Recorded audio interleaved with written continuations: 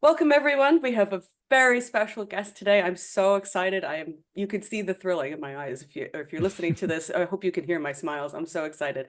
Dr. Dan McClellan, thank you so much for being with us. Well, thank you for having me. I really appreciate the invitation. So we have about 30 questions for you. This is Oh, going to well. be on debunking biblical history. We're going to specifically stay with the historical aspect of Hmm. the Bible and things like that. This used to be my wheelhouse, and I gave it over happily to other people to deal with, people who are better at the scholarship than I am. So So as you're the elderly Gina Davis on the baseball field listening to this used to be my. I don't know how much I can sing of that song before Madonna comes after us, but um, That's okay. Maybe then we'll get monetized. So please do. Yeah, I mean, even my old wheelhouse, I still only know things in the ancient Hebrew. So if mhm. you're saying something like, I know, for example, that you were talking about a person named Habakkuk on your pod, and I just sat there for 5 minutes and went, "Oh my God, is this a person I don't? What is this?" And then I realized, Yeah, "Oh my God, it's Habakkuk. Oh God." yeah. It takes the pronunciation, Canaanite linguistic change aside. It took me a while. So if I have to repeat something where I think to myself, I do not know what this is in the English, please just ignore me and listen to Dan. Yeah. So okay, let's start off with a very easy question, which Okay. is what is the Septuagint really Hmm. translated by 70 people? Is it a No. no, Okay. So, is oh, sorry. oh, I apologize. This is a many part question. Is Okay. it a faithful translation? The translation of the 70, was not really until like the time of Augustine. So what do you think of the Septuagint and its historical value? I think it has immense historical value in the sense that it allows us to capture a cross section of not only the state of the text of the Hebrew Bible, but also the interpretive traditions that were operative in that time period. But it was not translated all at once. It was not translated by 70 scribes. The letter of Aristeas or pseudo Aristeas is just a legend that was probably written within about a century of when the Torah was probably originally translated into Greek, between around the third century BCE down to the first century BCE. And it was the books were translated by different folks, and so there's been a lot of work on tracking down the translation technique and all this kind of stuff. Some of them tend to be more literal than others. Some of them tend to be a little more free, but the framework of faithfulness is interesting because that might not necessarily have to do with literal versus free so much as it has to do with how it's interpreted.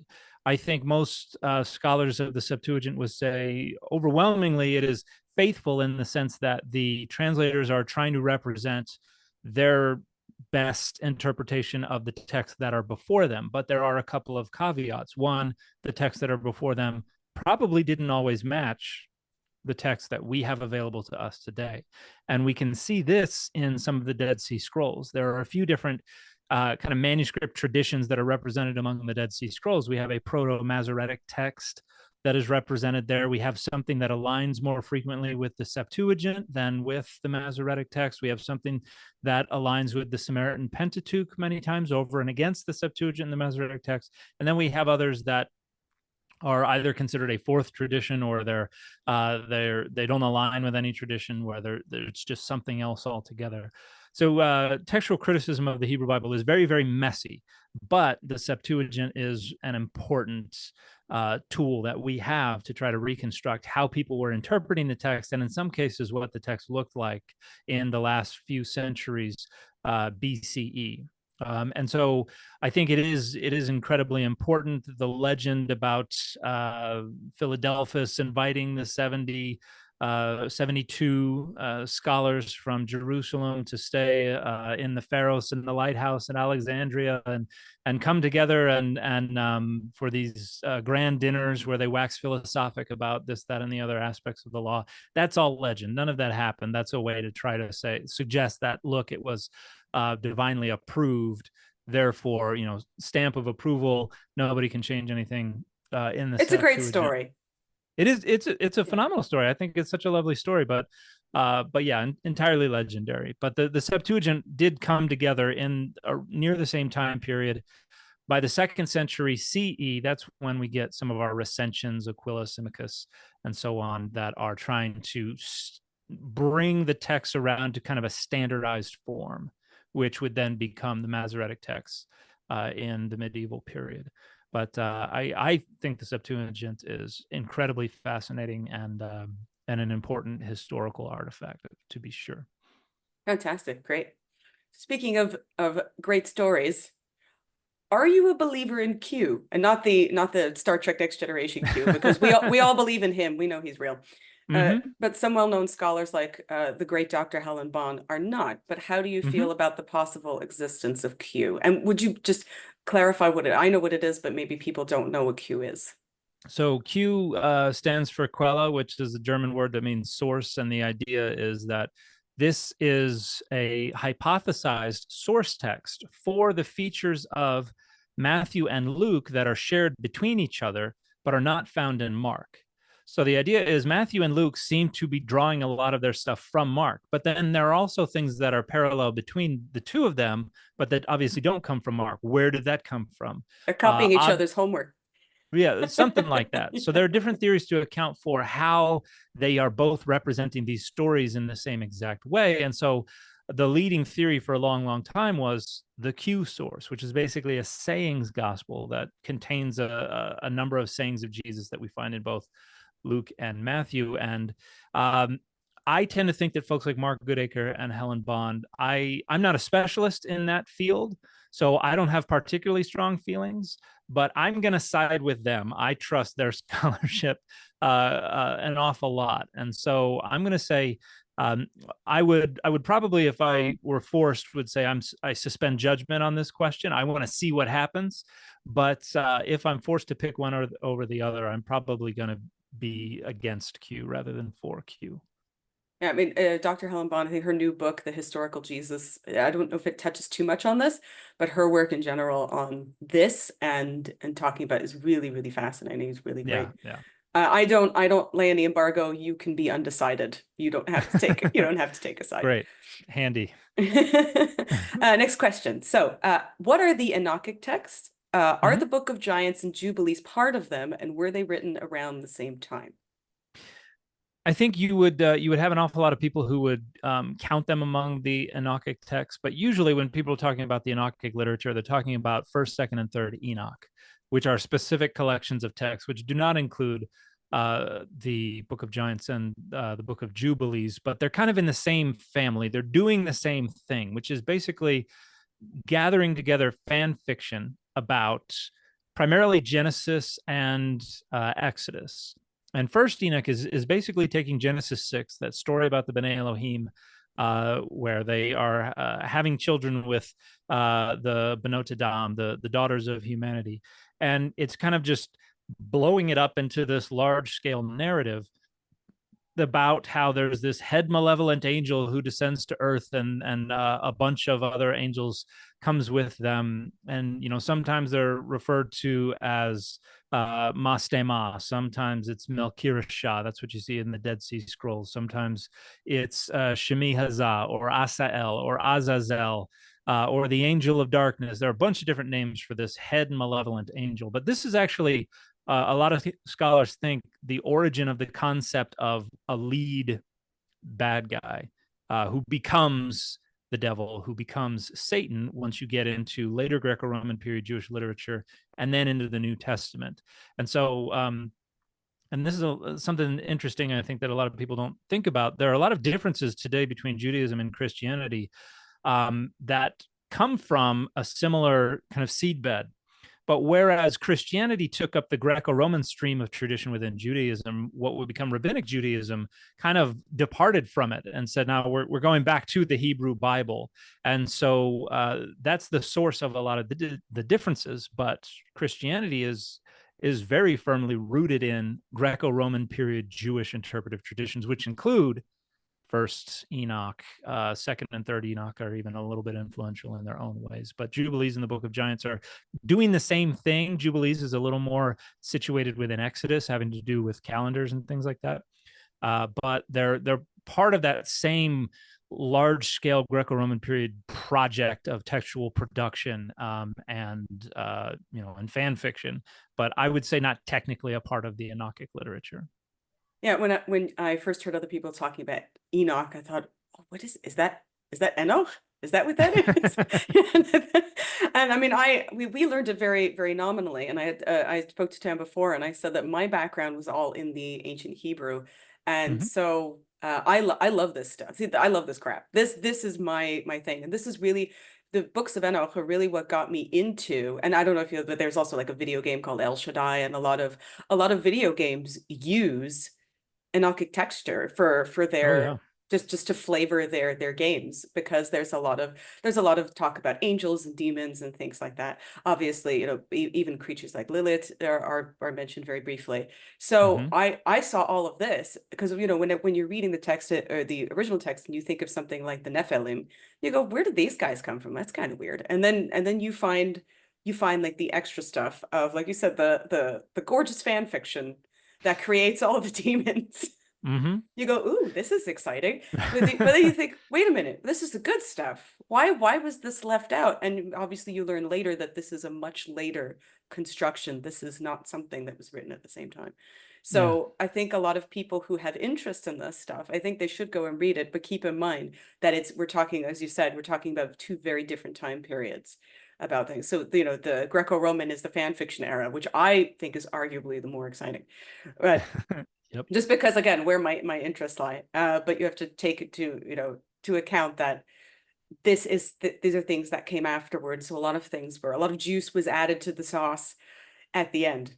And as long as Yeah. you're okay with that, you can have a great time, reading these things, but don't read too much into them and think, oh, this is what the original authors of the Bible really meant. We don't know. Yeah. So speaking of which, what are the differences in Abraham's story between the versions of the Bible? Are there differences between different sources, as in the JEDP source theory? So I guess J as in Yahwist, E as in Elohist, and then I think Deuteronomy is the D. Deuteronomist, is And the then D P is source. the priestly writings, I think. Well, we have the Book of Genesis is where you have Abraham, and that is traditionally that has been identified primarily with J, E, and P. However, these days there are a lot of scholars who suggest that J and E are not full documentary sources; that those are actually just kind of isolated, fragmentary sources that we've kind of lumped together and labeled them as if they were independent literary units, and they probably were not. So I would say many scholars today just refer to DP and non-P. And so within Abraham, you have a few different, I think there are some layers that you can discern within Abraham. You have things happening more than once. For instance, and Abraham is introduced to God two different times. One time, God is introduced to Abraham as El Shaddai. Another time, God is introduced to Abraham as Adonai or Hashem, according to what I've heard the majority Jewish tradition. And then you go to a text like Exodus 6:3, where you have the second introduction of God to Moses, where God says, I was known to your fathers, to Abraham, Isaac, and Jacob as El Shaddai, but by my name Adonai, I did not make myself known to them. And it's kind of, wait a minute, let's go back here. There's God saying, I am Adonai, and Abraham going, but Adonai. And so what's going on here? And there are a lot of scholars who think that, one, Genesis and Exodus were originally composed independently of each other and only secondarily stitched together, one coming after the other. But also, the author of Exodus 6:3 seems to have in front of them, either because they don't know of other versions or because they don't like other versions, they seem to have a version of the patriarchal narratives where Adonai is unknown, where the God is some kind of El deity, whether El Shaddai, El Roi, something like that. And I think there's one story in Genesis 20 where you have, I think it's Abraham and Abimelech. Throughout the whole story, it's where Abraham shows up, and then Abimelech's like, "Hey, things are going haywire with the town. What's going on here?" And Abraham says, "Oh, that's not really my sister. That's my wife." And then Abimelech freaks out. And Oh, Avimelech. Oh my God, I just oh got it. yeah, Oh God. sorry, that's No.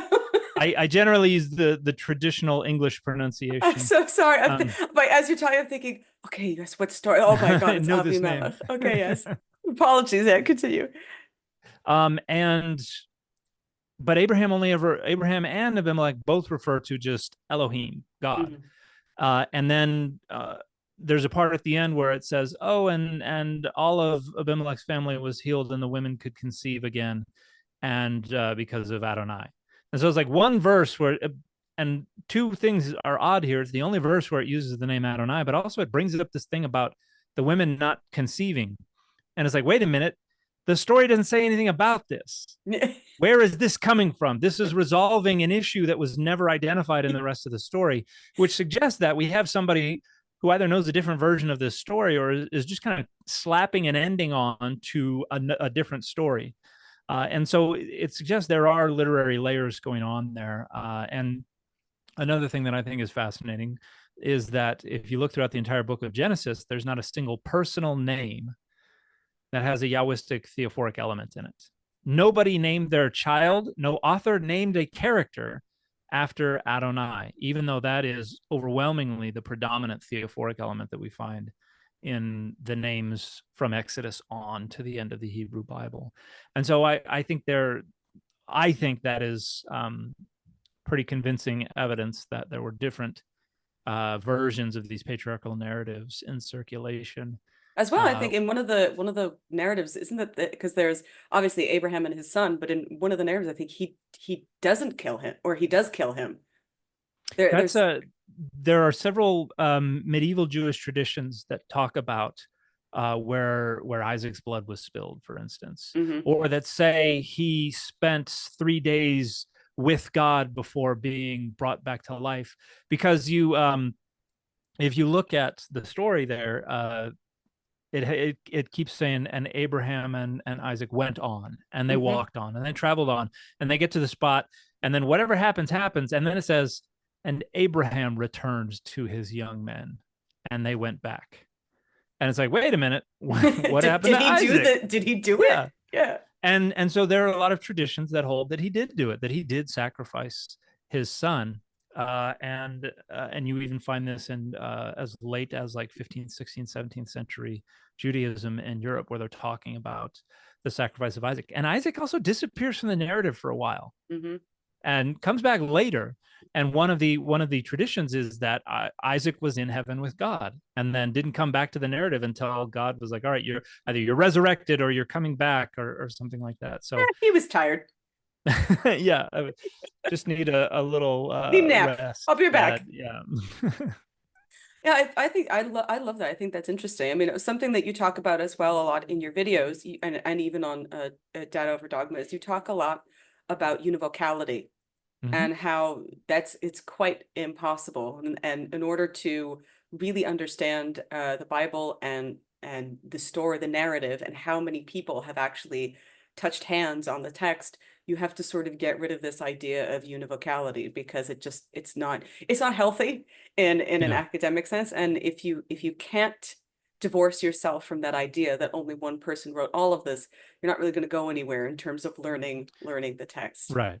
Yeah. Here's a very interesting question. What are the Shepherd of Hermas and the Epistle of Barnabas? Why were they so popular with early Christians, and why have they been forgotten? I confess, I did not know any of this until, like I said, until I was about 25. I just went, wow, what are these stories? This is amazing. So please uh tell everybody who Yeah. doesn't know. So these are early Christian texts that were probably written toward the end of the first century CE or the beginning of the second century CE, and they may predate some of the texts that are in the New Testament. Some of the things like Second Peter and the pastoral epistles are probably written around 120 to 150 CE. So pretty late, but they are basically different visions and proverbs and stories that are talking about early Christians and their relationship with Jesus and how they kind of come to an understanding of what Jesus expects. And they were considered authoritative for a lot of early Christians. In fact, some of our earliest uncial manuscripts. So these are Greek codices with the Hebrew Bible and the New Testament written in all caps with no spaces or vowels or accents or anything like that. Like Sinaiticus, include the Epistle of Barnabas, whereas another I think has the Shepherd of Hermas. But they were considered authoritative and inspired for a while. But by the time that the church as an institution begins to kind of wonder about what should we be using, what shouldn't we be using, and the scholars and the authorities are going around asking the different congregations, what texts are you using in your services, what are you considering appropriate to quote from and to cite as authoritative. They begin to get a little wobbly, and they fall out of favor by the time we have the kind of delineation of what we're going to accept as inspired scripture, as canonical. And that's something that happens primarily in the 4th and 5th centuries CE. But they were considered quite important for multiple centuries within Christianity. But yeah, they're texts that could have made it into the New Testament, if not for some accidents of history. And I think fascinating text to read just to get a sense for how much different Christianity during the period when the New Testament was being written really was, because there's a lot of stuff that overlaps with what we see in the Gospels in terms of ideologies, but there's also additional things that are contemplated and kind of philosophical deliberations that you don't see in the other Other ideas, Dan? Never. Yeah, can you believe it? I think a lot of people think that if you use the New Testament as kind of the constitution for Christianity, we're really only getting a tiny little fraction of what Christianity as a whole was doing and was thinking. And so to kind of limit it to the boundaries of the text of the New Testament is remarkably reductive and limiting. But that makes it easier to draw boundaries around things. That makes it easier for people to control and to engage in boundary maintenance. And for the most part, most Christians today, I think, are more concerned with the institution of Christianity and maintaining its boundaries than they are with the richness and the depth and the creativity and productiveness of Christianity. Yeah, I mean, something that I love and I specialize in is medieval Christianity, but specifically early medieval, and I've written books on that. And it's almost a completely different religion. Has almost nothing to do with what people. I mean, and we'll get into, because we have a few questions about specifically American Christianity, because that's a whole other sauce. But it used to be so much more.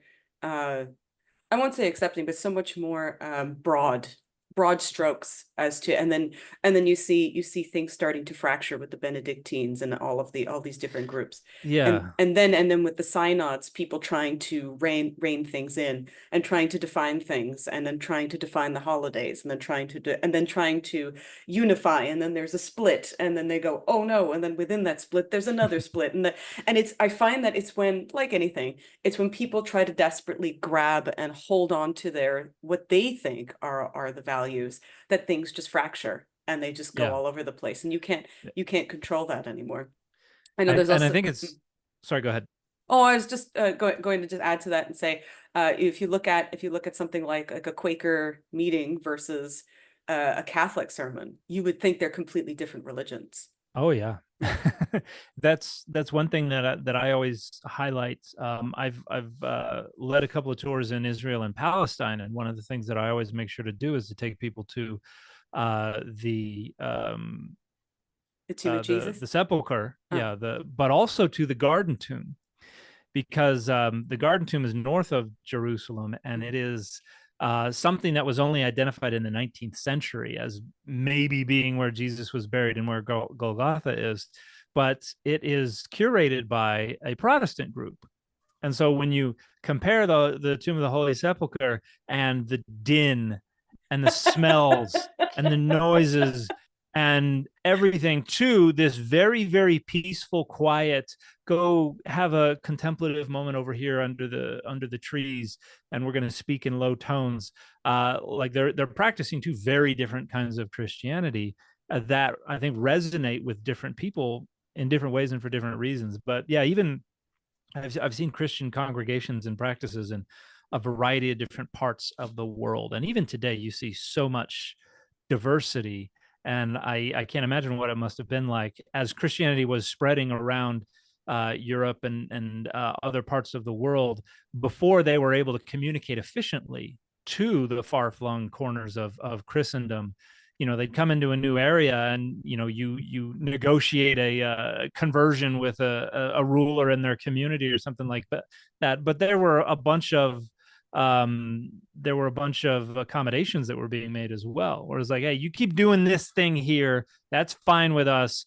And so Christianity is practiced in so many very different ways. I think it would be fascinating for American Christians to go see how like Christmas is celebrated in the Oh, middle of but actually, summer what in South America or something like that. my one of my two of my favorite things. So there are wonderful medieval accounts of like the first Christmases.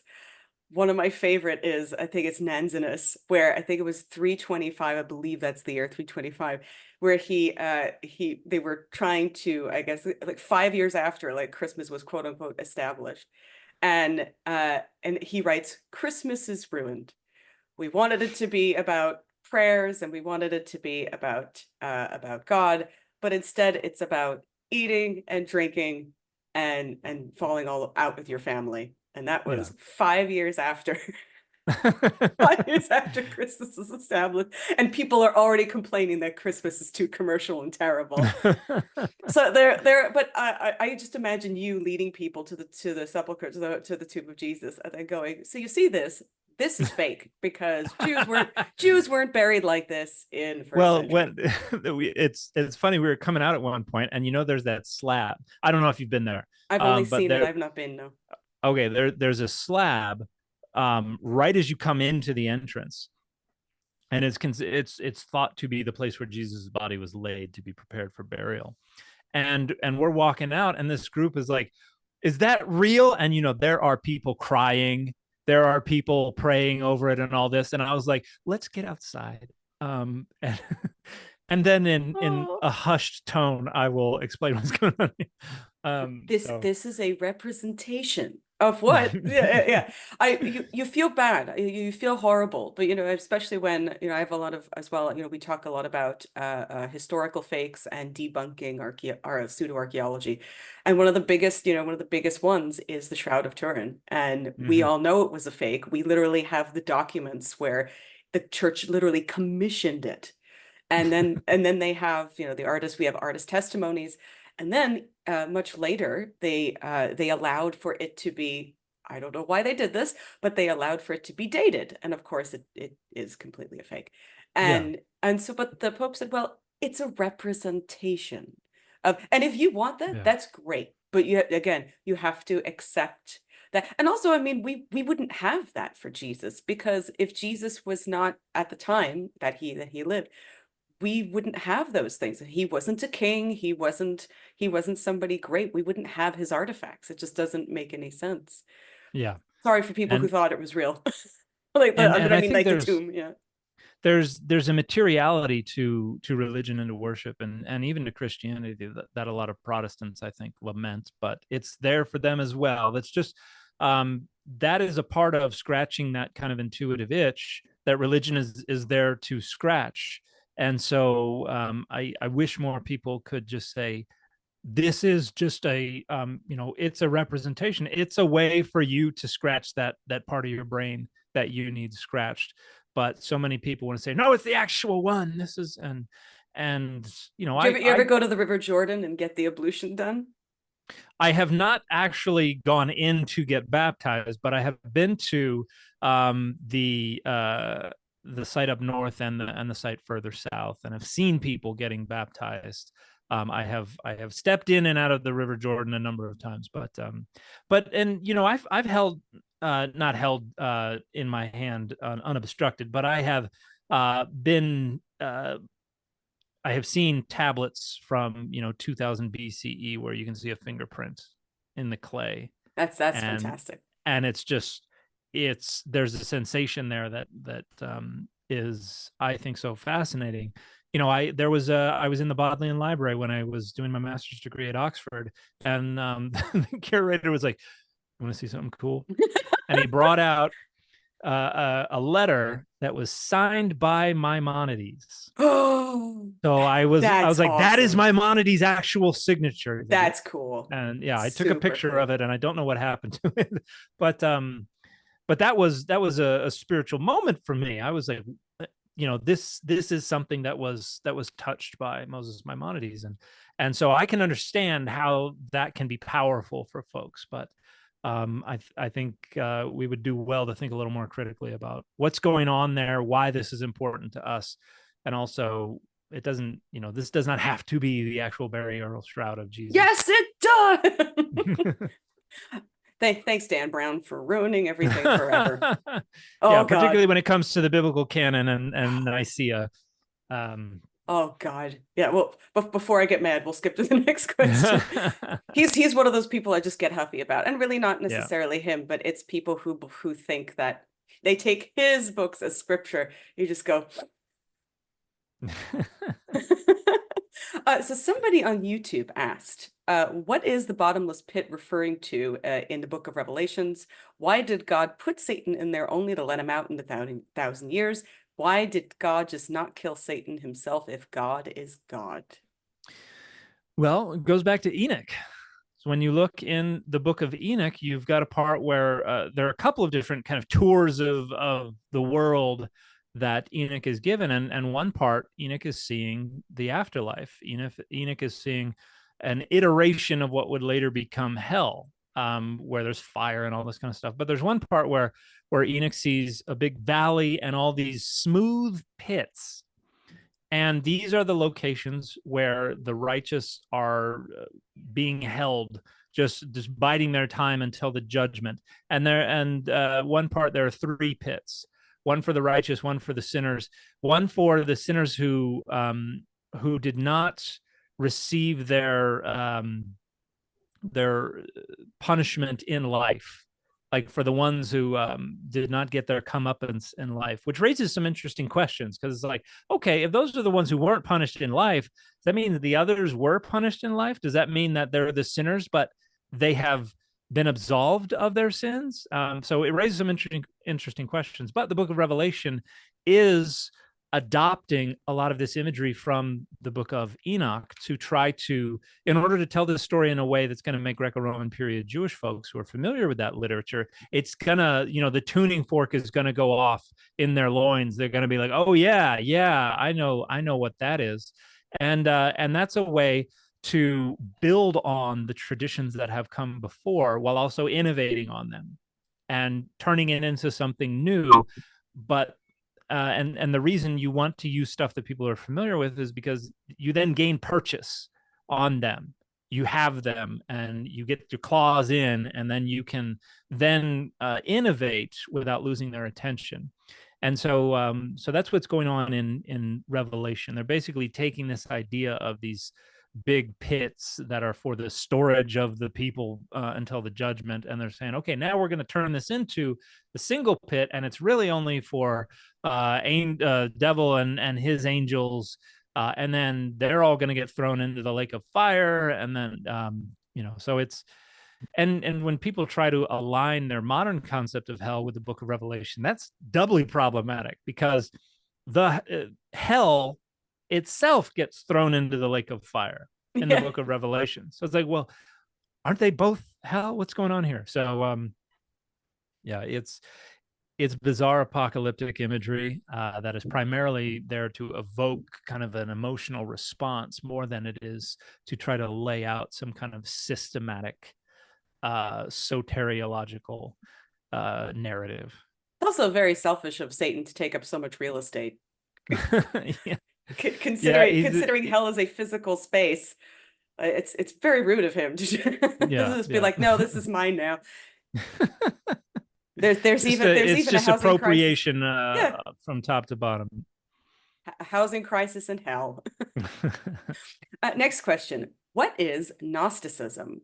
When were the Gnostic texts written? Are Gnostics Christians, or are they considered to be a separate religious entity?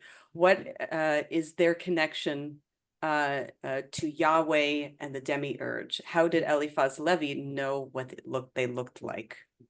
Well, I can answer the last question first. Made up. Yeah, he made it up. Made it up.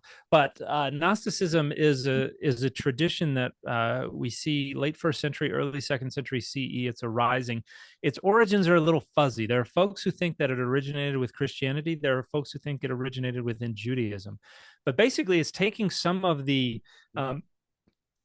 cosmology of Middle Platonism, which is based, I think the main insight from Middle Platonism that is being applied here is that the material world, the world of the flesh, is corrupt and changing, whereas the world of the divine world is spiritual, incorruptible, and eternal and unchanging. And so everybody's goal is for their divine spirits to overcome the fleshly world, the material world, and then ascend back to the pleroma, the fullness, to be a part of this spiritual, eternal, unchanging mass. And when you overlay that Middle Platonism on the Bible, what you get is this understanding that, oh, Adonai in the Hebrew Bible is responsible for the creation of the material world.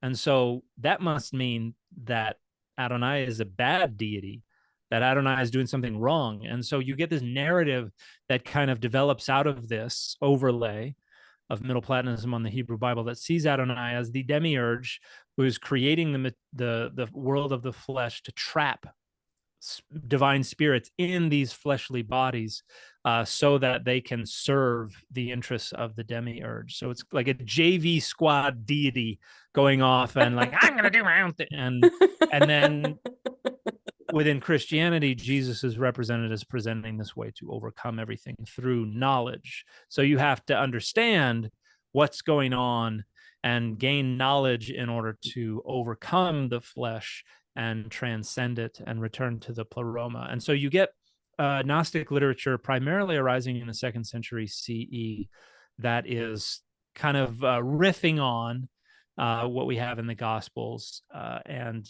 other traditions that would have been in circulation that for whatever reason didn't get written down.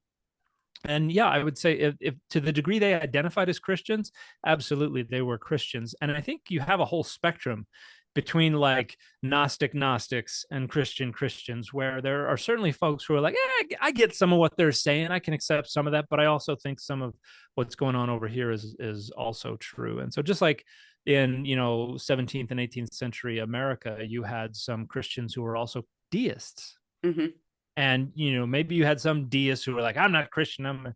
I don't think they ever identified as deists, but deism was another thing that's kind of interconnected with Christianity in certain ways. And so I don't think it's as binary as a lot of people think. But certainly those that identified as Christians, I think, were absolutely Christians. And I think that's a manifestation of that desire to kind of curate boundaries for the sake of the institution, for us to wag our fingers at certain heretics and say, no, you don't get to be called a Christian. And, that kind of thing is still going on today. Yeah, there are. I'm sure you've heard. There you go. My friend David Congdon's got a wonderful book, Who is a True Christian? Contesting Religious Identity in American Culture, which I think does a phenomenal job of discussing a lot of the complexities of that question. I do. There are a lot of people who ask, are Jehovah's Witnesses Christian, or are they Jehovah's? Are the Mormons Christian, or are they people of the Latter-day Saints, right? There's this whole question of, again, finger pointing of who gets to be considered to be a Christian. And there's even, especially as I'm sure your friend goes into in the book, a lot of finger pointing about, European Catholicism versus American Protestantism and all that kind of thing. Somebody, April LaJoy made a video earlier where she's responding to somebody who said, can Christians date Catholics? And she was like, can colors date blue? Can athletes date basketball players? Can furniture date couches? We Can they, JD? we So laugh, but but if even in places, let's say like Ireland, just a couple of centuries ago, they wouldn't Protestants wouldn't date Catholics. I mean, oh yeah, there's a lot of political reasons why that happened, but yeah. nobody nowadays cares about it, if but Well, watch the Dairy Girls, and oh then yes, you'll care big time. yeah, Such a wonderful show. yeah, it is. But Sister Michael is my Christ. I love her so much, so much. She's She's great. wonderful. It's that humor in religion I really love. But here's a good question. Speaking of what certain people in the Christian sphere can and cannot do. When did pork become forbidden? And if we know that ancient Israelites actually ate it, we do have archaeological evidence that they ate it. We do have evidence for pork being eaten in antiquity amongst Judeans and Canaanite peoples of the region. So why is it suddenly forbidden in text? And I just want to clarify that this is not just a Jewish thing. Even certain Ethiopian Christians Yeah, don't eat yeah. pork. Yeah. Yeah, I think Jonathan Adler's new book, The Origins of Judaism, makes the case that we don't see any of the identity markers for what we now generally understand as Judaism until around the middle of the 2nd century BCE. That, for instance, you don't see a programmatic avoidance of pork consumption until around that time. And his theory, that I think is interesting, is that the Torah was not widely known about, much less enforced, until around the rise of the Hasmonean kingdom. With the Maccabees. They suddenly had their independence back. They're a kingdom again. This is they probably thought of this as the fulfillment of these prophecies about the return and restoration and all of this. And so the scriptures that were available to them were probably suddenly used as an identity marker, a way to create and curate the boundaries around this new identity. And so they began to try to enforce, to the degree that they could, these cultural expectations to celebrate these festivals and holidays and things like that, which is also why you immediately begin to see attempts to harmonize everything in the Hebrew Bible, and you start to get your halakhic and other literature developing, debating, what are we going to do about this? These things contradict. There's no answer to this question over here. What There are we still going is to no do? answer, Dan. There's no answer. Yeah, yeah, because there's no univocality, obviously, Obviously, yeah. but I think that's the answer to that question that I think is the most intriguing, is the notion that this probably began in the middle of the 2nd century CE as a means of establishing a firm boundary to Jewish identity for the new fledgling Hasmonean kingdom. I know there are some scholars as well that say that it might have to do something with the ancient what is it in English? Philistines. I was going to say Philistine. Mm. So something to do with them, because they after kingdoms moved around, some things were established, that the Philistine were very big on pork because of where they came from, and so but we don't really have a lot of scholarship. We don't really have a lot of archaeological evidence that there was that split, so we don't know. We're not Right. really Yeah. sure. You see more pork consumption among the Philistines than you do in locations that are identified as Israelite. Right, exactly. What you don't see is any kind of programmatic de jure avoidance of pork. Here's a question that gets both of us in trouble, Dan, all the time. What is the historicity of King David? I think there was probably a David who, I don't think he was a king. I think he was a warlord or something like that, a mercenary. Certainly he led a band of mercenaries. And in my opinion, he probably tried to usurp the throne in the north and failed, and went south and was able to take over Jerusalem.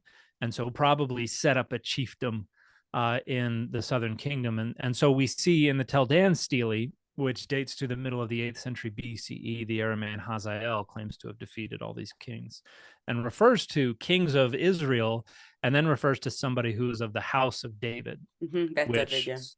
suggests a dynasty rather than a kingdom that is equivalent to what's going on in the north. So I think that provides indirect evidence that there was at least a tradition about a Davidic dynasty, a century to a century and a half after the traditional dating of King David. So I think there's pretty good support for the historicity of somebody who becomes identified with King David. But the traditions that we have in the Bible are heavily elaborated on, and I'm sure in many cases just entirely made up. Yeah, like But Goliath. I mean, that was that yeah, story was lifted from from somewhere else. Elchanan, Yeah, yeah, exactly. Yeah, and exactly. even the story of Naboth and Abigail.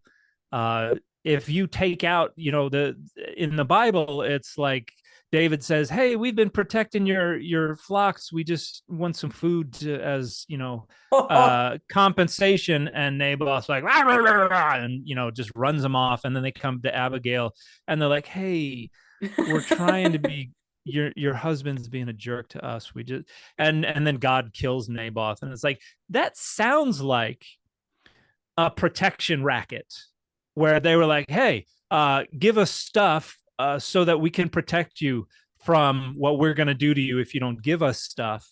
And Naboth probably got himself killed. And then David said, "Ooh, that's a pretty wife you had there. I'm going to take her." And then later on, this gets altered to this divine intervention where David's like, "Far be it from me to do any violence to anybody."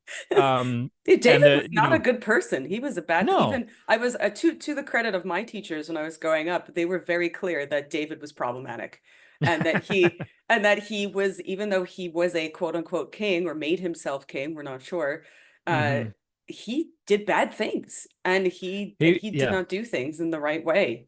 Aaron Higashi just published a wonderful commentary called First and Second Samuel for Normal People. So it's in Pete Enz's The Bible for Normal People commentary series, and the subtitle is A Guide to Prophets, Kings, and Some Pretty Terrible Men. And so That's fantastic.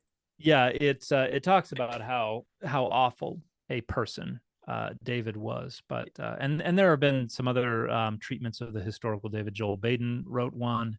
What I Jacob really Wright want wrote one. What I really want is the relationship study between him and Jonathan. That's what I want.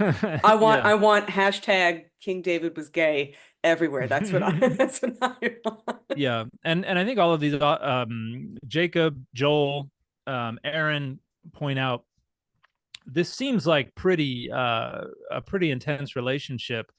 uh we can't know for sure, but I don't think there's any reason to doubt that there could have been a homosexual romantic relationship going on between the two, and that is still centuries away from the holiness code Hmm. that would say no, no, no, no, we don't like that. That's centuries before that. Hmm. And if you're a powerful king, you can get away with Bathsheba and everything that's going on there. If you can get away with that, you can get away with a homosexual relationship. Nobody's going Actually, to I give mean you a his hard his time about that. relationship with Jonathan or Jonathan is so much more healthy than his relationship with Bathsheba. What does At he least see? the way it's represented, yeah. Yeah, if you see the story is like when he sees her, dancing on a roof, he goes, "Yes, that one. I want that one." You go, "Yeah, but like she's married, dude. Like that's not okay." You go, "I don't Yeah, care. I want that one." yeah. You No, but nobody says anything to him. Like he's like, "Go get me." They're like, "Yes, sir," and they go do what the king says. so wrong Um, in so yeah, many ways. absolutely. Yeah, But again, that's if those stories actually did happen, which many of them yeah. probably didn't. Yeah. Because the saying, well, David had a relationship with Jonathan, is also saying, hey, Jonathan would have been next in line for the throne, but Jonathan is like, no, my man David is the one who should be. And like it's propaganda for David's accession to the throne as well. So Hmm. so the historicity of that relationship is also problematic. Yeah, David was just screwing the hype man. That's all he was doing. Yeah. Oh, here's another spicy question that Hmm. I have been disinvited to so many Purim tishes, Dan. I cannot tell you. What is the historicity behind the writing of Megillat Esther? Were Mordecai and Esther real people, or were they based on Marduk and Ishtar? I think the consensus view would be that this is a Persian period novella Yeah. that is just creating this story to kind of bring comfort to Jewish folks who are trying to live within, under the boot of a larger empire. And yeah, I think most scholars say that their names are etymologically descended from Marduk and Ishtar. As I well, don't think there's a but strong case customs to as make against that. well. We can Yeah. trace to around like 13th, 14th century Italy, and dressing up and everything around the time of Lenton Carnival. Very suspicious. And again, as I always say, because we always do this on all of our other things. I always say people make new traditions, people make new holidays all the time. You want to make a new Oh, yeah. holiday and celebrate it? Wonderful. Dan and I celebrate Comic-Con. That's the best holiday of all. Amazing. We dress up, we have a great time, and there's no problem with that. The problem is, is saying, oh yes, this is an ancient tradition that everybody did since ancient times. It is absolutely impossible, and there's no Yeah. evidence for it. Yeah. Yeah. And I think there's what was it? Was it the Torah.com? I think on April Fool's Day several years ago, they ran an article saying that Megillot Esther was discovered among the Dead Sea Scrolls. Oh, And that's like a to this day, and oh. and you can tell it's a joke. Like it's telling it in a very by That's the so end of the hurtful article, though. it's a joke. Yeah, but it's so funny because so many people thought it was real Oh and shared that no. article. I hope they take, because they know now with AI scrubbing the internet, oh God, that's going to be a nightmare to get through.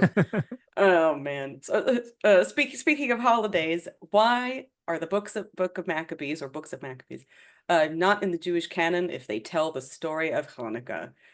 Yeah, that's an interesting one. I think there are some folks who probably think that the book is taking a particular stance on the legitimacy uh, of the priesthood, particularly the temple priesthood, and maybe there were some sensitivities about that. Another argument is that while it was probably originally written in Hebrew or maybe Aramaic, it was really circulating primarily in Greek around that time period, and maybe they didn't think it went back to Hebrew. I think that's one of the criterion that was used, was that they were available in Hebrew, and maybe they had lost track of Hebrew manuscripts or didn't think that it was originally written in Hebrew. But certain, and then there's also the idea that they, if I recall, there was kind of a date cutoff that again might have been kind of a post hoc rationalization, but there's an idea that they weren't accepting things that were written after like 400 BCE or something like that, even though Daniel is from the mid 2nd century BCE. Don't tell them. I think as well. I think the books had to be completed as one of these stipulations, and from my memory, I don't think Maccabim Gimel, the third one, is completed, or that we don't have the whole thing, if I'm not Oh, of mistaken. third Maccabees? I think Interesting. that's what but that was like 15 years. We might have the whole thing now. I'm not sure if things were discovered, but that is what I was told, is that we didn't have the whole Okay. thing. So therefore it was not it wasn't put in. But it also has nothing to there's also no how should I say this? There's no mention of the miracle and the specific 8 days, and so some people might not like that, and therefore I think you might have I know there are a lot of Christians who really like second Maccabees because chapters 7 and 8 kind of introduce an idea of vicarious sacrificial atonement. So that might be another thing that might have made some folks sensitive in the 1st and 2nd centuries CE. also, But if you think who about knows? the historicity of Hanukkah and what it really is, it's really a civil war. That's what the Mm-hmm. story is, and some people don't like to be reminded of that at all. I So and I know a lot of people think that the candles were originally a way of towing the line. We're oh, gonna that's go through. spicy. I never We're heard gonna that one go through the before. city. If you don't have the candles in the window, you're not one of us. Spicy. I never So heard that one yeah, before. yeah. Interesting. I'll have to put that in my pocket and save it for another day.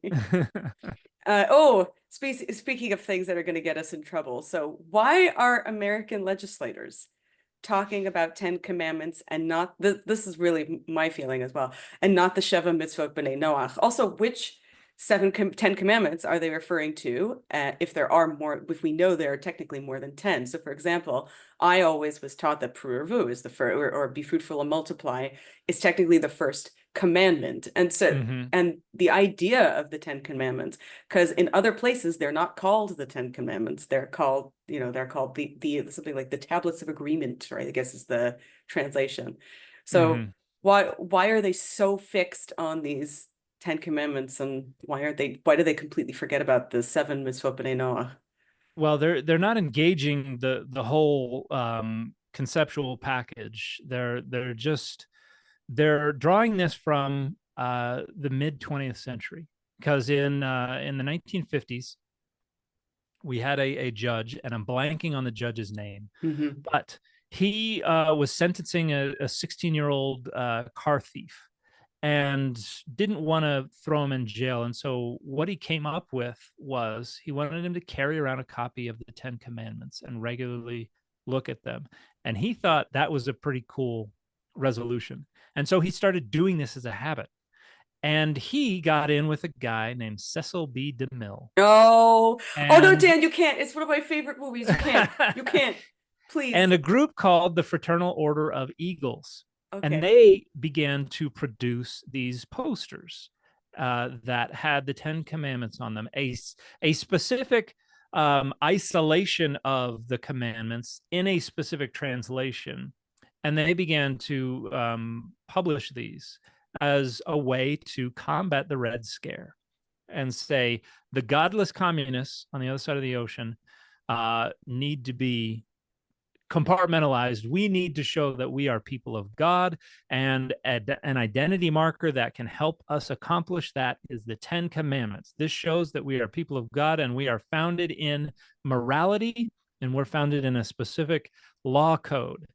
And so he got together with the Fraternal Order of Eagles, got together with Cecil B. DeMille, and they created hundreds of monumental inscriptions of the 10 Commandments, and they were placed in parks and in public spaces and near courthouses all over the United States, including in Texas. There was, and oh gosh, I don't think it's Austin.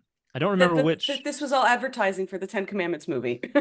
Well, that's what DeMille was getting out of it. But it was a campaign again as part of the Red Scare. This was the same time period that they put in God We Trust on the money. This is the same time period in which suddenly America was a Bible-based and a 10 Commandment-based society. And when in the early 2000s, somebody was like, hey, we shouldn't have the 10 Commandments in a courthouse. And it went to the Supreme Court, and it's a long, dumb story. But basically, there was a specific version of the 10 Commandments where one justice was the swing vote and allowed them to remain. And so what they're talking about now, where they're saying, oh, we got to have the 10 Commandments in every classroom, it is word for word the exact same version that was in that courthouse in Texas, which was the exact same version that DeMille and the Fraternal Order of Eagles made over 70 years ago, because it has precedence. And so if it has precedence, they are confident they're going to get away with it. And particularly with our new Supreme Court right-wing authoritarian majority. And so it's just a way it's just an identity marker. It's a way to say, we are in control of this space. And if you're going to be in this space, you're going to follow our rules. So it's Christian nationalism. It's knuckle dragging right-wing authoritarianism and social dominance orientation. But it sounds like this superintendent in Oklahoma who's like, every classroom's going to have a Bible, and we're going to read from a Bible, and because they quoted the Bible in the Declaration of Independence, which they didn't. No, and they never quoted did. The Bible. They never did, and they quoted the Bible in the Federalist Papers. No, they didn't. No, they didn't. And just a bunch of nonsense. He's actually now being there's an investigation going on, because in addition to being a Christian nationalist, he's also evidently a terrible state superintendent who does not follow any of the rules. Such surprise. Yeah, can you imagine? So yeah, oh man, that stuff annoys me so much because one, the Ten Commandments play absolutely no role in American jurisprudence. And even like you want to go back to the founding of America, they didn't care about the Ten Commandments. Even Thomas Jefferson said, "Hey, our laws are not based on Christianity." He actually went back and said, "Look, you can go look back before the arrival of the Anglo-Saxons, and English common law actually descends from pre-Anglo-Saxon law, and it has nothing to do with Christianity." Like he was very concerned with that. So yeah, the people who think the Bible and the Ten Commandments sit at the foundation of our nation or of its legal system Not only are, that, but every time they bring that up, I just go, I immediately know they haven't read it yeah, it's like, hey, because they're all out here coveting each other's wives, and I'm going, yeah, and these are all folks who want to put into office a profoundly stupid racist who has violated proudly literally the majority of the Ten Commandments. Like stealing, check. Adultery, check. check, Coveting your neighbor's wife, check. check. Violating the Sabbath, double check. You've got so much in there that taking the name of God in vain, however you However interpret you that, interpret that, yeah, exactly. multiple checks. So yeah, the hypocrisy there is just breathtaking. Yep. I don't envy you. I'm very sorry that you have to deal with that. I apologize. Okay, so we're in the last third of the questions. Uh, Okay. so let's have another diatribe. Is there any truth to the lost tribes of Israel? Were there actually 12, or is this number taken from another source? What about the Samaritans and the Ethiopian Beta Israel who claim to be descended from Menelech? um so there absolutely was a kingdom of Israel that either Sennacherib V or Sargon II carted off, forced migration back into Assyria, and they probably scattered them around Assyria, basically destroying their shared identity. They could not organize, they could not perpetuate that shared identity, and so whatever comprised the northern kingdom of Israel prior to 722 BCE, that identity was destroyed by the Assyrians. Uh, there's, it is not plausible, in my opinion, for there to have survived any discernible tribal identity after that. And so there are a lot of genetic tests that go on these days to try to determine some kind of relationship to that land, and I think the consensus view is that Jewish folks as well as Palestinian folks both have genetic roots that go all the way back into the Bronze Age and earlier. So they both have equal claim to parts of that land. So that particular question is not one that can be resolved through genetics.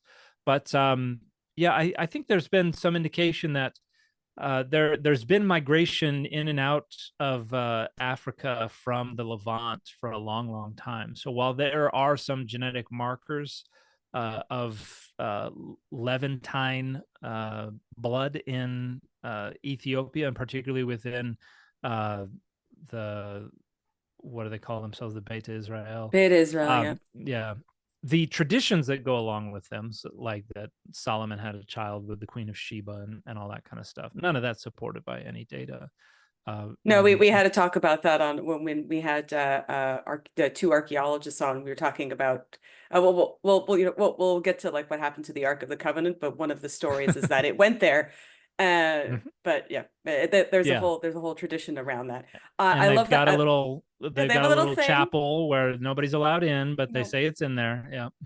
I love that for them. I love that for them. Please explain, if you can, the confusing story of Zipporah and the inn and how Moses meets God and God wants to kill him. I cannot. That's the short answer.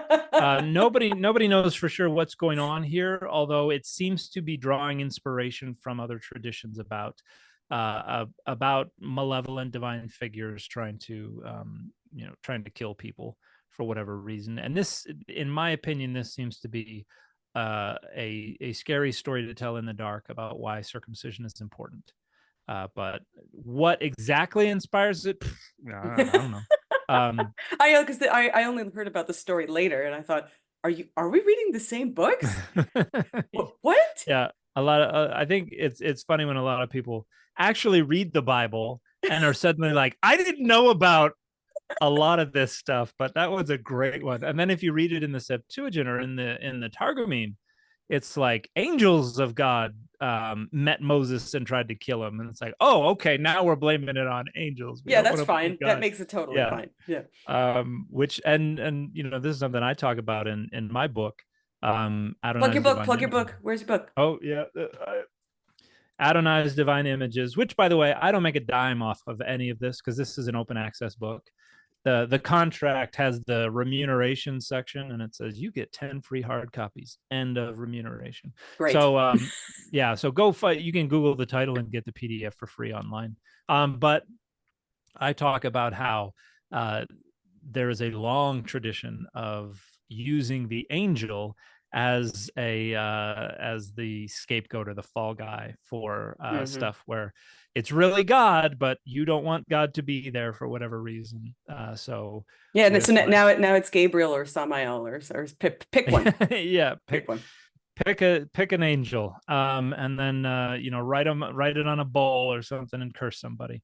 But yeah, so I argue that the angel of Adonai, or the angel of Elohim, which we find with like Hagar, with Abraham, with Moses, with Gideon, with Manoach and his wife, and Joshua in the battle, those were all originally God themselves, and somewhere along the way, and wrote in Malach instead because they didn't like the idea of God sitting down by the campfire for a nice little piece of fish or something. So, That's great. Does this and one but in Exodus 4:24, it's like they didn't like the idea of God saying, "I'm going to kill you, Moses," yeah. for no For discernible no reason. reason. For no, he Yeah, didn't even. It sounds not like at that point, he hit the rock or anything. This is just for no reason. It's just yeah. the strangest thing ever. Until his wife's like, "Hey, come here. What are you doing?" Oh, it's great. This question reads kind of like a Seinfeld question. So, what's the deal with Benjamin? What's the deal with Benjamin and werewolfism? Also, Asa. Werewolfism? So Asav also is said to be very hairy. What does the Uh Bible have against werewolves and or hairy people? huh. Not a big fan of bears. But I werewolves, I don't know about that. If they're talking about the tribe of Benjamin, I think there are a lot of different ideas about why Benjamin is kind of glomming onto The to wool, Judah in the yeah. south. Yeah, and I don't know the origins of that. I would point people to Andrew Tobolowsky's book on the 12 tribes of Israel, or to Jason Staples' book on the 12 tribes of Israel. I think they'll have much better information than I'm able to provide. But as far as Esau goes, I thought that was supposed to be an etiology for the Edomites, wasn't it, or something Yeah, like it's that they're the red people, and yeah, so the red hair, yeah. yeah, and he sells his birthright for a pot of red. Yeah. So Exactly. I figured that was the association there. I don't know if there's anything deeper than that going on. Yeah, I think I tend to think a lot of stories are kind of often more simple than people want to make them. yes. Like the curse of the serpent in Genesis 3. People are like, "Oh, it's this grand story of Jesus." And it's like, no, it's why people don't like snakes. Yeah, it's That's all really it it. is. That's really it. Yeah, exactly. Yeah. I have a friend who is very much, she grew up Baptist. She's not Baptist anymore, but still has a love for the academic aspect of the Bible. And so she always asks me, she's like, "Is this Satan? Is this really Satan?" And I'm like, "No, it's not. I'm sorry. It's really It's just it's a snake, or you could say a legless serpent. Some people interpret it yeah, that way as well. It's good really not grief. Satan. I'm Yeah. sorry." If it's in the Hebrew Bible, it's not Satan. Nope. Like the best you got is Hasatan, Yeah, it's which is just just an like an opposer. assignment. Yeah. Yeah. But yeah, the serpent in the Garden of Eden is nowhere identified as Satan. And I think the argument is made that one of the Odes of Solomon, and I'm forgetting which one, 23 or 24, I forget which one. You would know better There's a than me. It's somewhere in Shir Hashirim, but I can't remember which piece. well, the Odes of Solomon, not the Song of Oh, Solomon. not songs. No, Okay. no, the Odes of Solomon. So an apocryphal text. There's a mention about the one who a jealous one, a Diabolos, a devil who introduced um jealousy into the world or something like that. And people are like, oh, that must be the serpent in the Garden of Eden being identified as the devil. But there are an awful lot of scholars who say, no, in this book, there's no talk of the devil at all. And Diabolos is a word for a slanderer. And if you look in the narrative, the person who introduces, is brought death into the world. Through jealousy, brought death into the world. It's like, if you look in the narrative, the person who first killed another person because of envy, that was Cain and Abel. Yes. Yeah. And so Exactly. I think most scholars today would say, no, that's talking about Cain killing Abel, introducing death into the world that way because of his envy. That's that God looked favorably on his offering. And so you don't get an identification of the serpents as Satan until like the 2nd or 3rd century CE within Christianity. So a lot of people really don't like that. Oh, and then they'll go to Revelation where it calls Satan that ancient serpent, that dragon Oh no. with 7 Oh, heads. And it's like, that's it's Leviathan. Leviathan. We talked about Yeah. that actually. We talked about the history of dragons and how it really Yeah. does. Yeah, it does go back to Leviathan. Also, it goes back to, Cetus and whales in the sea and things like that, possibly the steam or possibly their emissions being mistaken Yeah. for fire and things like that. That's pretty cool. I love all this stuff. I do Uh too. Ooh, so more spicy questions that get us in trouble. What is the historical evidence for a Moses or a Moses-like figure, considering that his name cannot be an ancient Hebrew word due to the time period difference? Was he a real person, or did he have a different name at the time of Ramses II, or is he completely made up? Oh, my favorite little addendum to this is, why do people think he had horns? And what Okay. is the Apocalypse of Moses and who wrote it? We obviously don't know who wrote it, but Mm. that is a pseudepigraphical text that is about and kind of apocalyptic end times vision associated with Moses. The data don't support the historicity of the Moses who is described in the book of Exodus or the events of the book of Exodus. Now, having said that, the apologists who want there to have been a historical Exodus have to commit to either an early date or a late date, a date around 1400 BCE or a date around 1200 BCE. And the 1200ers prefer that date because that's where Ramses is closest to. But the only piece of evidence that could potentially have anything to do with the historical Moses would be Moses's name, because we do see that in Egyptian, only it means born of or son of. And so there should be a theophoric element attached to the name. And so the argument goes, Moses's name originally had an Egyptian deity's name as the theophoric element but because of embarrassment, it fell out, leaving only Moses, which was then interpreted as related to the verb for to draw out, but was originally an Yeah, Egyptian name. it can't be. It's not Right. possible because of ancient Hebrew is not around at that time period. Yeah. Well, oh yeah, no, Yeah. Hebrew doesn't develop until well after either whichever date you want, the earlier or the late date. Hebrew hasn't developed yet, and so yeah, that is one argument for there having been some kind of historical figure named Moses.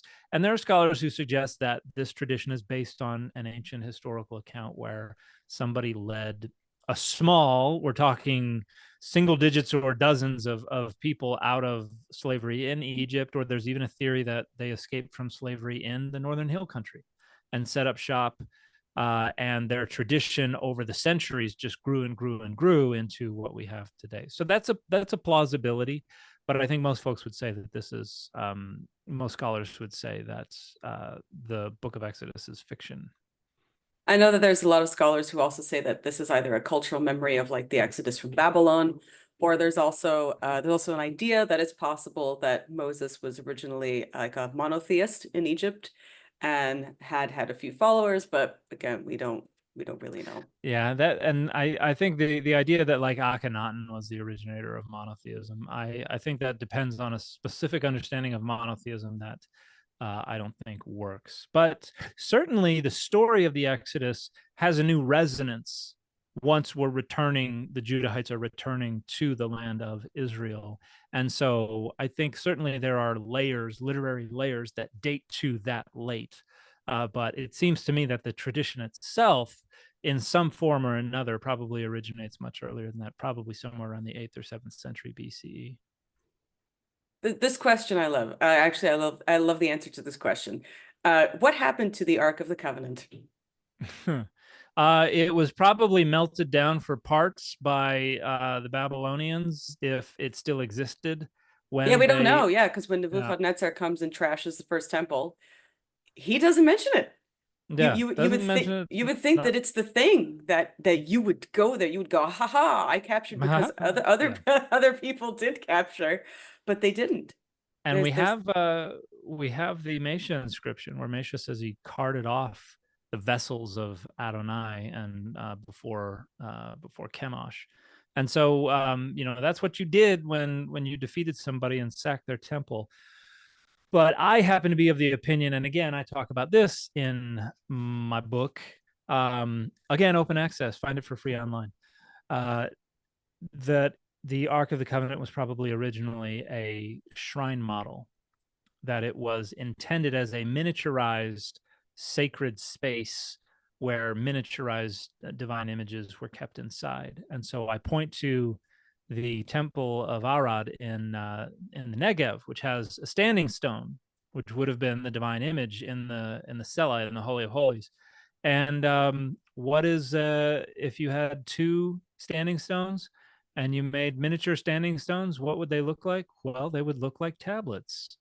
And so shrine models contain miniature divine images. And if you have miniature standing stones, you have two tablets. You would stick them inside the Ark of the Covenant, and that would be the little miniaturized, mobilized sacred space.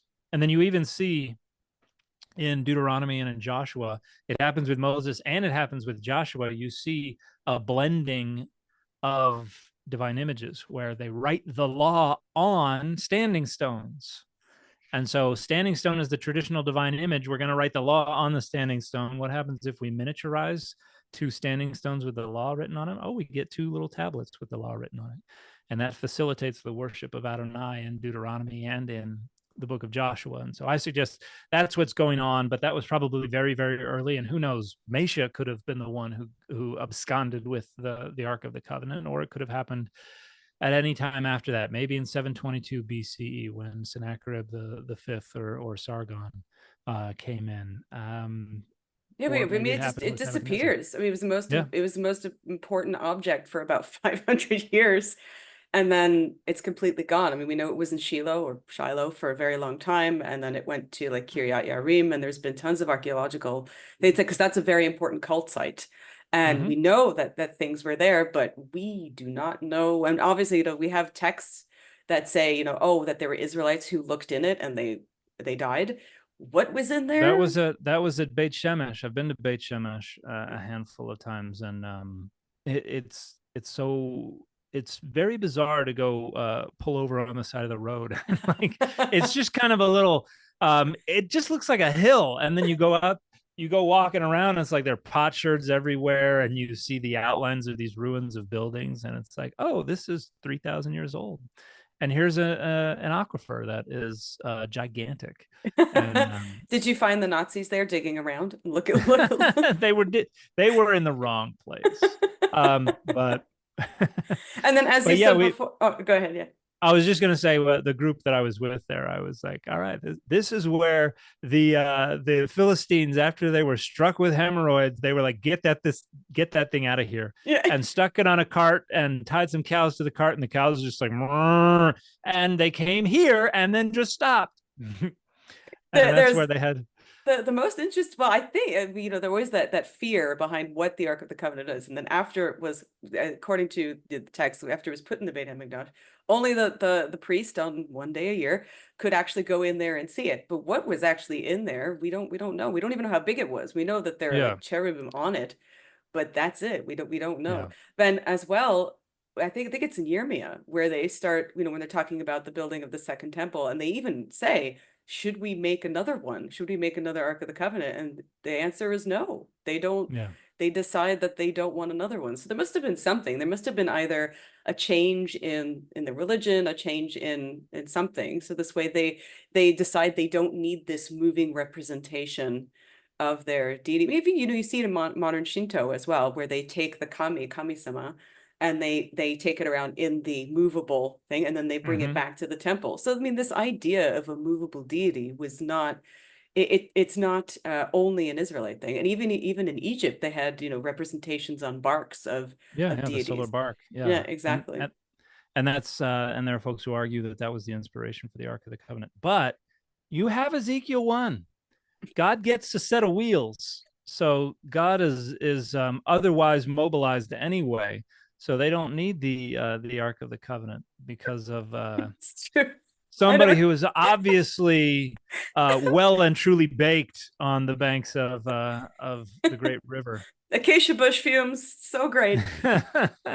Well, they discovered 3 different types of cannabis on the small incense altar at the Arad temple. So Oh yeah, absolutely, for sure. yeah, That they they were were smoking. hot boxing in the Judahite temple. Makes total sense. I mean, especially if you're going to commune with God, obviously. Yeah, All they need now is some shrooms to get the party really started. yeah. All I need is some Nutella and some Biscoff cookie butter, and I had a sandwich made of that, and I saw the face of God. So Oh, I'd believe it. that was all I Absolutely. need. But when you go back to the high priest goes in once a year, the text is also like, fill that mother up with incense smoke so you can't see a thing. Yeah, So exactly. there's a lot of obscuring going on. So they and who knows if the ark was in there. They probably, the last thing the high priest wanted to do was stub his toe against the Ark of the Covenant or something. Yeah, it could be that they lost it at some point because, as I said, we don't have a record of it being in the first temple at all. That it just it's something happened where they made Jerusalem the center, or the temple the center of their worship, and then it just completely disappears. Yeah. And nobody seems to ask questions about it. So I mean, Well, maybe.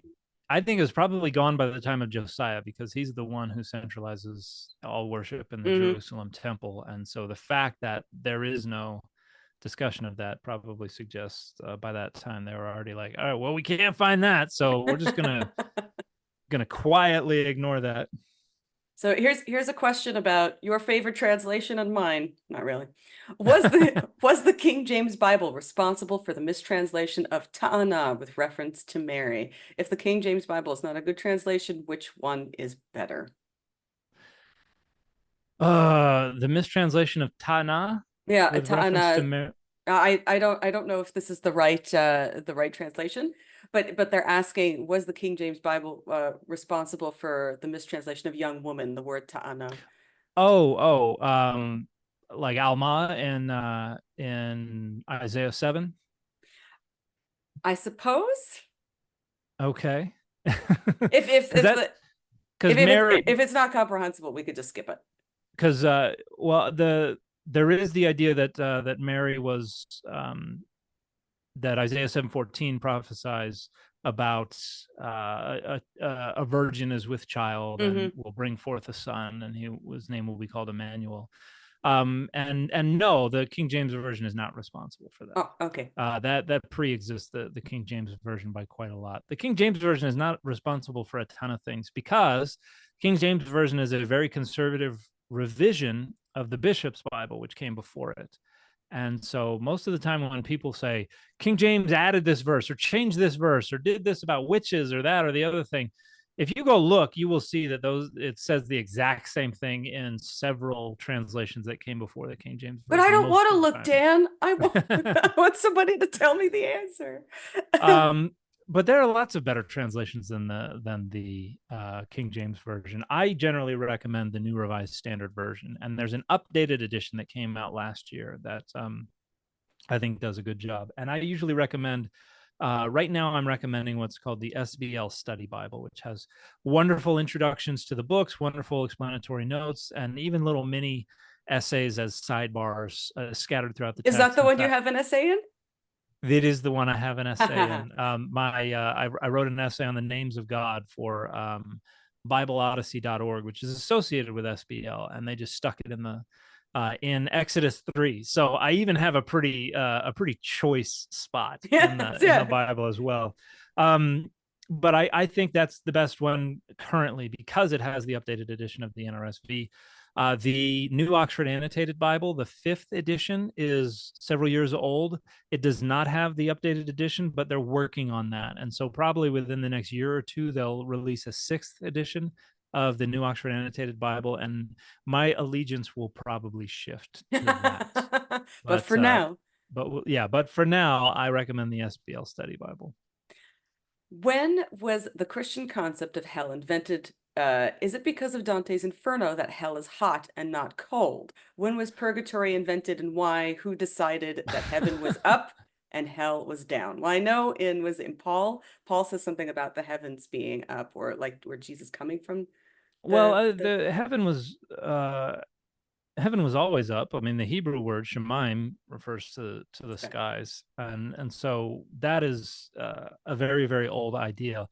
Now, hell, you don't have hell in the Hebrew Bible. You have Sheol, which is the abode of the dead, which was understood as underground, and it was understood as dark and dreary. But then what happened? The Enochic literature happened, and we have kind of competing imagery because it talks about the wicked being kept in darkness where it's cold, but they also talk about the wicked being kept in flames of fire. So you have competing ideas there, and so the Book of First Enoch is where I think you get the seeds of the concept of hell. But by the time you get to the New Testament, there are 3 ideas about divine punishment of the wicked. There's annihilationism, which is just the idea that God destroys the wicked. They don't exist at all anymore.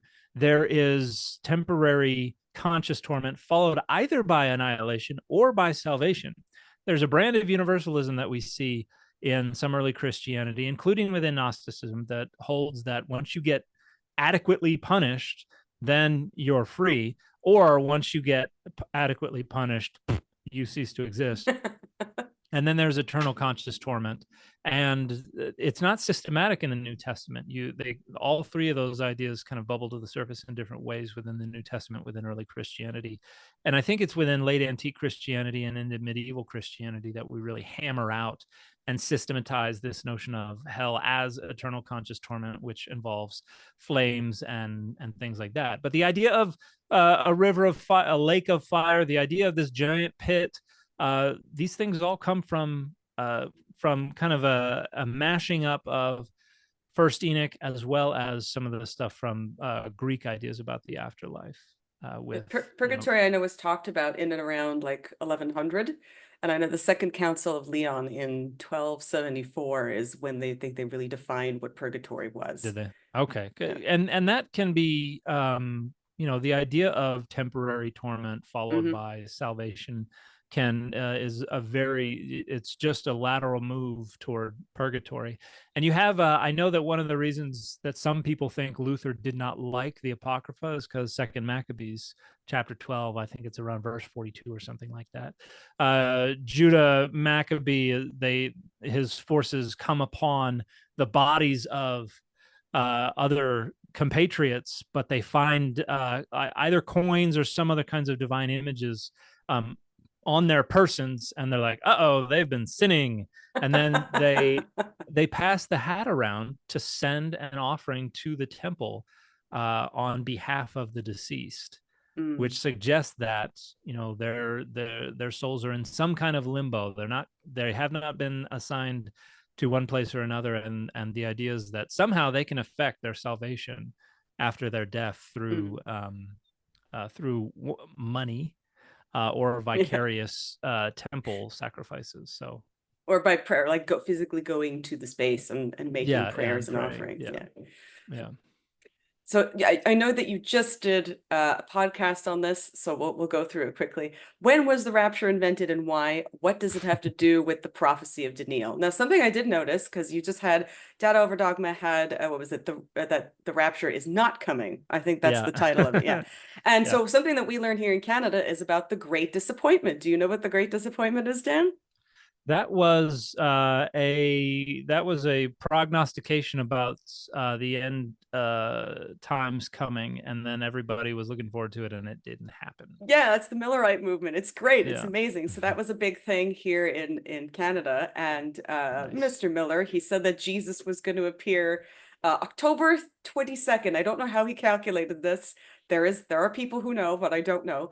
The October 22nd, 1844. And my favorite thing about this is they even show like little drawings and representations of the safes that they made.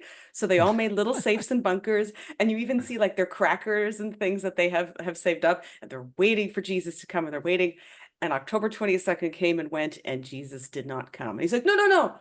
I made a mistake. It's 2 weeks later. It's 2 weeks later. Yeah. And Yeah. so again, it's the same thing happened, and Jesus did not come. And then, of course, this is the beginning of Adventism, and this kind of disappeared here in Canada, and it moved to the States. But the Great Yeah. Disappointment, I think that's fantastic.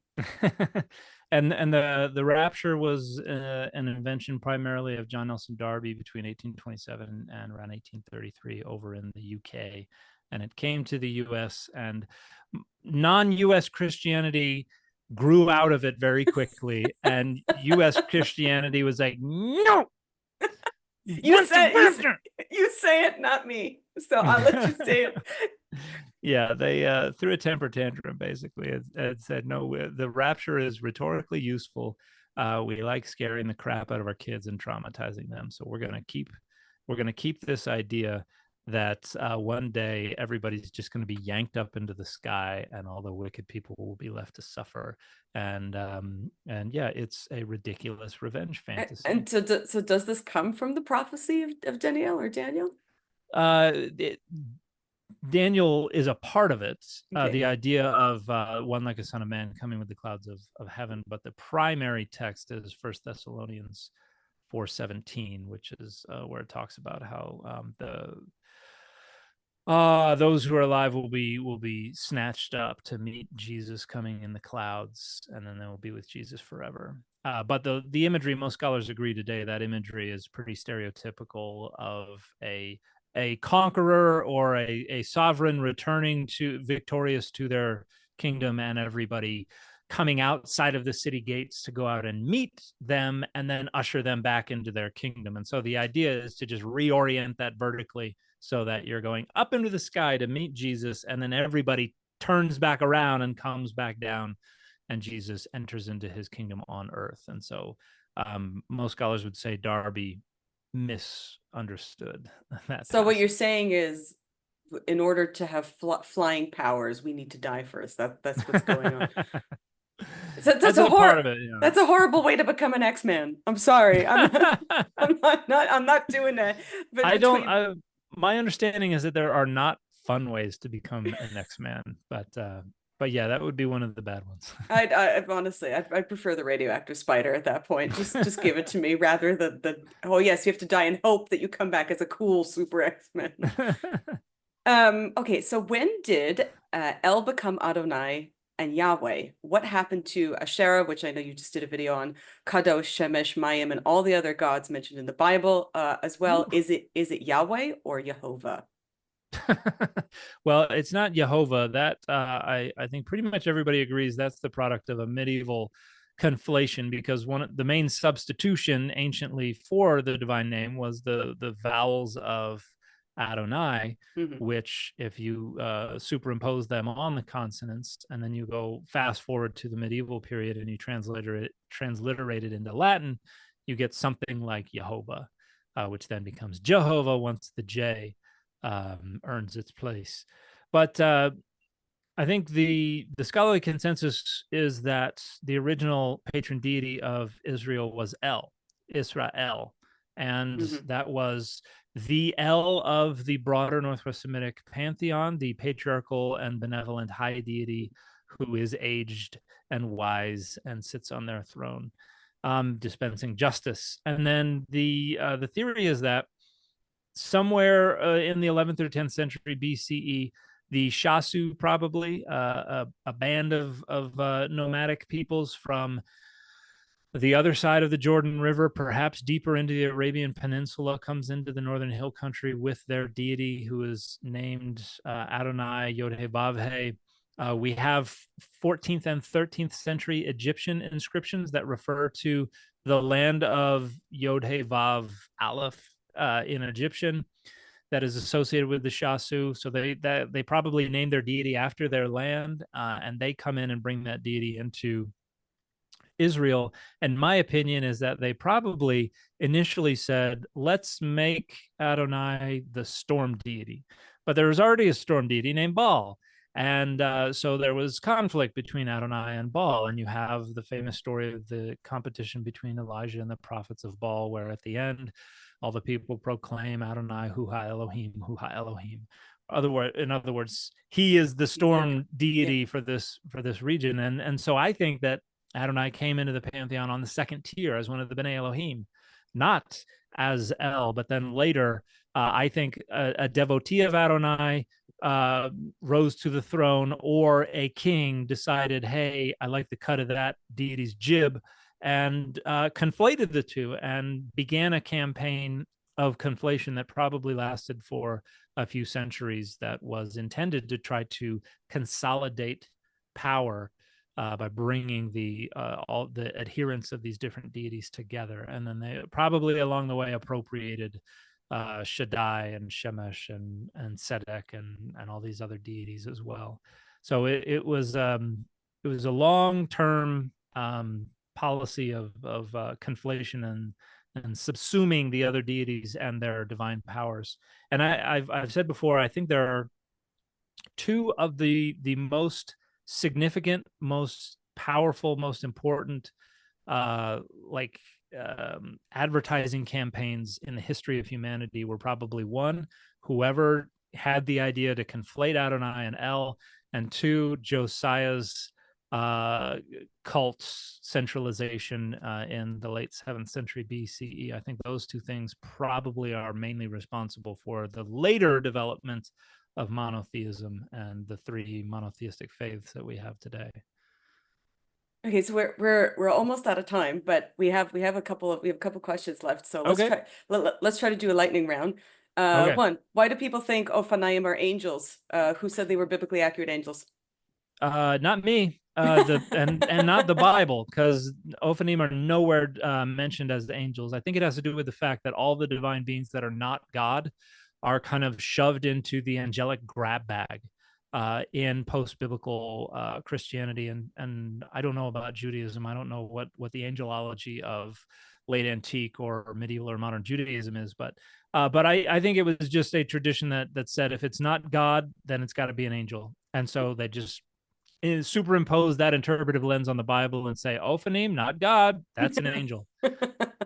Especially, I mean, there's the cherubim, there's the Nephilim, there's all these Yeah. different that they ended up. Seraphim, there Yeah, are all these, yeah. And none of them are referred to as angels anywhere in the Bible. no, no, they're not. Next question. Why do scholars think Jesus spoke Aramaic and not Hebrew? Mishnaic Hebrew and Middle Aramaic were around the same time. The text suggests that when the gospel authors are reporting on Jesus's dialogue, when they do transliterate, they say, "Oh, this is from Aramaic," or they'll provide it transliterated into Greek, and it's very clearly Aramaic. So I think that is the main impetus for that. And also it's a tradition that has existed since the earliest Christians. And I think just because Aramaic was the main lingua franca, there's disagreement about whether or not Jesus just grew up poor and just was went to work in his father's industry, or if he actually had the privilege of an education in the text. I happen to think it was probably the former, that he probably did not grow up with a formal education in Torah, but was just kind of self-taught and autodidact. And so Thanks, I Dad. and so I think that Aramaic makes more sense. Is your eye trying to kill you? There's an eyelash that is No. loose and is hanging right in my vision. I'm trying to get. Oh no. Okay. Good? Yeah, okay. Yeah. Next question. What was the first mention of Jesus? Was his real name Yeshua? Was Thomas his secret twin, or was it James? Was the Gospel of James Jesus, or Gospel of Thomas just Jesus fanfic? I think the Gospel of Thomas is probably mainly Jesus fanfic, but there is a possibility, there is a plausibility that some of the sayings there pre-existed the canonical Gospels. I don't think Thomas was a twin of Jesus. That is a 2nd century CE tradition. James almost certainly was the actual biological brother of Jesus. And I think that was all. Oh, first mention of Jesus, Paul would be the first mention of Jesus. However, the name Jesus, or at least Jesus in the Greek, is found in the Septuagint, because there are the name Yeshua occurs in a couple places in the Aramaic portions of the Hebrew Bible, and when that was translated into Greek, it's transliterated as Jesus. So Jesus's name is not original. That is a transliteration into Greek that existed for more than a century before Jesus was born. So Jesus is more biblically accurate. Next question. What are the Watchers watching, and who are the Watchers? The Watchers are watching over humanity. They're supposed to be ensuring that everything's going cool with them, but the Watchers then decide that they are going to descend and cause trouble. And Next question. Sorry. I was going to say there is a I think that's the main stuff. Okay. So next question. Dead Sea Scrolls. How did they change our understanding of the Bible? They showed that there was a lot of textual instability because you have multiple manuscripts of single texts, and they don't match identically. It shows that there were people who were transmitting and storing these scrolls who were perfectly happy to have different versions of Genesis and Exodus that didn't say the exact same thing. It also helps us to reconstruct more of the textual past of the Hebrew Bible and how the texts were related to each other, and they're also just really, really cool. Mm-hmm. And if you ever get a chance to go to Qumran, you should definitely go. It's a fascinating little place. Not a large place, but a fascinating little place. Though some of the best places are often old and small. Yeah. Next question. What is the Key of Solomon where the 72 demons gathered from the Shem HaMephorash? And is there anything from this text that comes from the Kabbalah? I don't know much about the background of the Key of Solomon, but I know that's probably a late antique literary innovation, and I'm sure that there's some kind of points of contact between that and Kabbalah, but I'm not a specialist in that time period, so I wouldn't be able to. Oh, really, much. Dad? You want to talk about how the fact that some of the books are probably forged? You want to talk about how Shimon Bar Yochai probably did not write most of it? Would you? Oh, well, I was pretty sure that whoever was attributed as the author was not the author, but I'm not a specialist there, so I'll leave that one to you. No, I'm not letting them come after me. Well, there are many different books that are considered to be part of the Kabbalah, and obviously it's been spiced up for flavor for modern audiences. But in ancient days, not everybody could read it. But there's the Sefer Yetzirah, there's the Zohar. The Zohar is probably the most controversial one because for a long time it was attributed to Shimon Bar Yochai, who lived a very long time ago. And now, however, it's a lot of scholars do believe that it was really De Leon, possibly my ancestor, who cool. We hope. I mean, the name is there. I have the same last name. But I'll say that he's my ancestor. Next question. Who invented gematria and why? Why do people keep using this as a system to claim that the Bible foretells current events? Well, you really don't see the use of Hebrew characters used for their numerical value until shortly after around 200 BCE.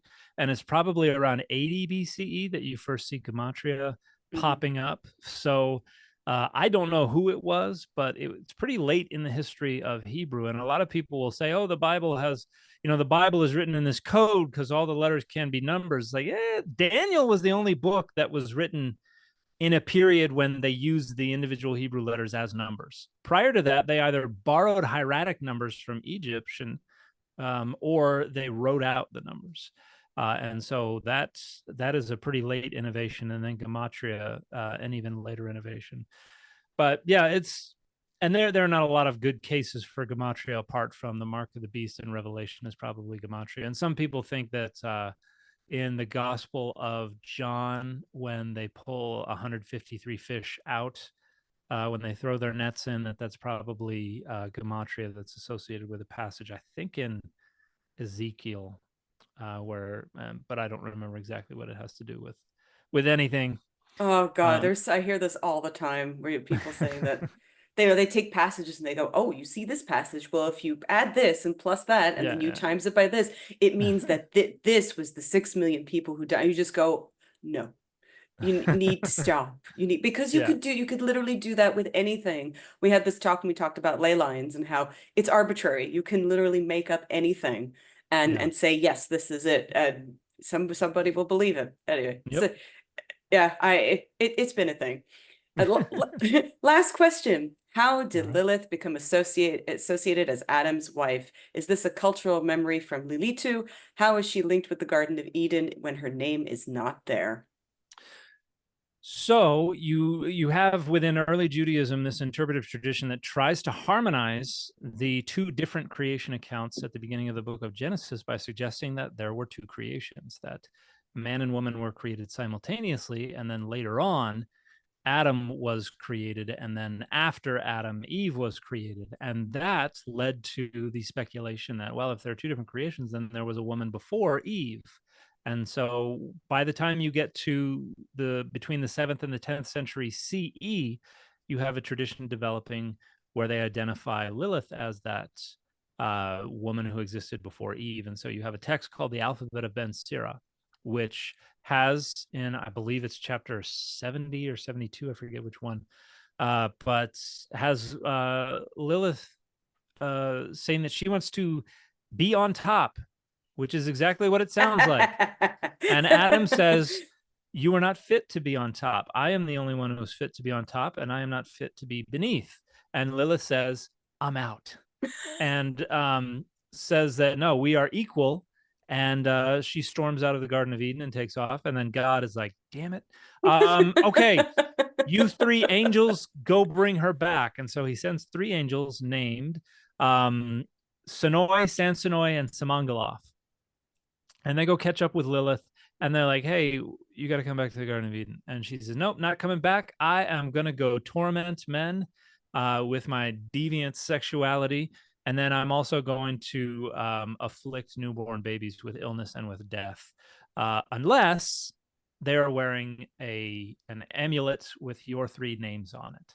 And so this is likely an etiology for the practice of giving newborns amulets, apotropaic amulets meant to Mhm. ward off evil. And some of them evidently had the names of angels, Sanoi, Sansonoi, and Samangaloth on them. And so that's something that comes up almost 1,000 years after. I think this is Um, partly also a cultural memory from Babylonian times where you have Lilitu and Pazuzu because Lilitu does the exactly. bird and the Yeah, exactly. Yeah. yeah. So they have exactly the same dynamic where if you put Pazuzu in the window, he wards off evil for this. So he stops babies dying essentially or being taken. Yeah, yeah. Yeah. Yeah, and then the only time Lilith pops up in the Hebrew Bible is in Book of Isaiah, where it seems to be a reference to some kind of um, uh, malevolent divine figure that occupies the uninhabitable wilderness. And in Mesopotamia, the Lilith was associated with some kind of deviant feminine sexuality and some kind of demonic figure. But And yeah, we I do don't think we see have it. we see her image as well put on Mesopotamian bowls, and she is I mean, the images are hilarious. They're so adorable. Where they have like little chibi Lilith going, yeah, Yeah, and yeah. she's in the middle, and you took that she does. She has little fangs and things. It's adorable. But you take, the bowl and you put it under your house, and the idea was that you would trap her spirit so she Hmm. wouldn't come and haunt the rest of you. I mean, we still have those, and you can still see them in museums today. So Yeah. we came to the end of the questions. I would love to ask you tons more, but you've been so generous with your time already. So we'll leave that for another time. Dan, thank you so much for being here. This was such a joy. I really love this. This is amazing. Well, thank you so much. I appreciate the invitation. Had a wonderful time, and I hope this is entertaining for the folks who listen to your show. And the fit for this video has been the Ghost Girl Zipper Tee. Okay, mine has been Todd McFarlane, Amazing Spider-Man. Fantastic. Thank you so much.